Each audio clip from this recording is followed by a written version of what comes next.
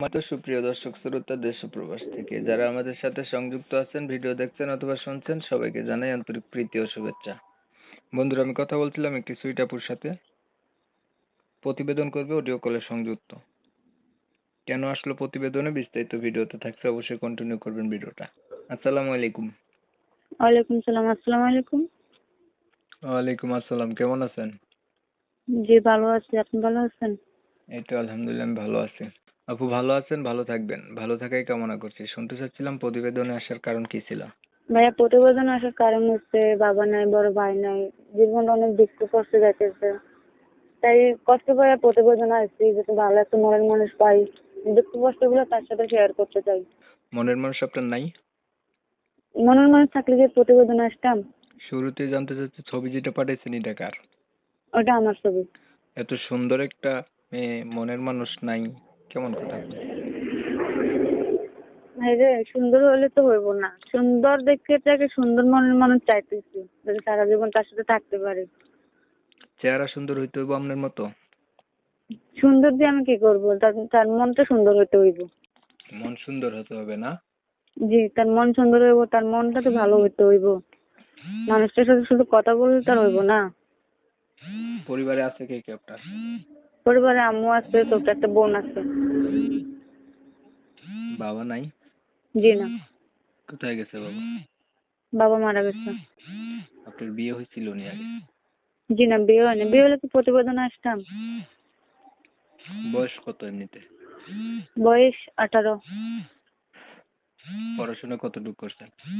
পড়াশোনা বেশি করতে পারিনি, 7 ক্লাসে পড়ছে। কোরআন শরীফ পড়তে পারেন? ভাই, মিছে কথা বলবো না, জানি না, বুঝতে পারছেন, পড়তে পারিনি। নামাজ পড়া হয়নি? জি, নামাজ পড়ে। এখন মনের মানুষ একটা পাইলেন, সে যদি বিয়ে করতে চায় রাজি হবেন নি? মনের মানুষ পাইলে তো অবশ্যই বিয়ে বসবো। যদি বয়স্ক কেউ বিয়ে করতে চায়? বয়স্ক হোক আর যেমনই হোক, বাইরে বয়স দিয়ে আর সৌন্দর্য দিয়ে কি করবো? যদি আমি সারা জীবন তার সাথে থাকতে পারি, এটাই তো অনেক শুকর। আগে আর কখনো প্রতিবেদন করছিলেন? জি না, আগে কখনো প্রতিবেদন করি নাই, জানিও না। তবে এইটাই আমার জীবনের গল্পটা আমি এখানে শেয়ার করলাম। ঠিক আছে, আপনার বিষয়টা আমি আগে একটু ক্লিয়ার করছি। প্রিয় দর্শক শ্রোতা, শুনছিলেন আমি কথা বলছিলাম, এই সুন্দরী আপুটা হচ্ছে প্রতিবেদনে এসে একটা ভালো মনের মানুষ চাইতেছে। বয়স কোনো ব্যাপার না, মনটা ভালো হইতে হবে। এমন একটা মানুষ পেলেই, মনের সাথে মন যদি মিল খায়, হয়তো বা জীবন সাথী করবে।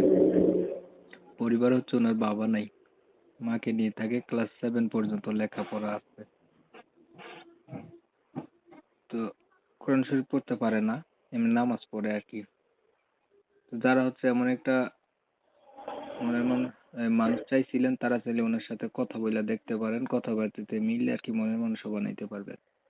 আমি এই সুন্দরী আপুটির হচ্ছে নাম ঠিকানা নিতে পারি নাই কমিউনিটি গাইডলাইনের কারণে। যারা হচ্ছে ওনার নাম ঠিকানা সম্পর্কে জানতে চান, ওনার সাথে যোগাযোগ করবেন, নাম্বার ভিডিওর স্ক্রিনে দিয়ে রাখছি, জানতে পারবেন। আপু আর কিছু বলবেন? ভাইয়া, বলতে চাই যে আমি প্রতিবেদন করছি, যেটা আমার কাছে ভালো মন নিয়ে, যেটা আমার কাছে ভালো মানুষটা ফোন দেখ। আমি চাই না যাতে খারাপ কোনো উদ্দেশ্য নিয়ে আমার কাছে ফোন দেয়। গরিব ঘরের মেয়ের পাশে তো নামাজ কালাম পড়ি, আল্লাহ যদি মিলাইয়া দেয় তাহলে যাতে কি আমার কাছে ভালো মন নিয়ে ফোন দেয়, যাতে খারাপ কোনো উদ্দেশ্য নিয়ে আমার কাছে কেউ ফোন না দেয়, সেটা আপনি দর্শকদের মাঝে বলে দিবেন। আমারটা আমি বলে দিচ্ছি।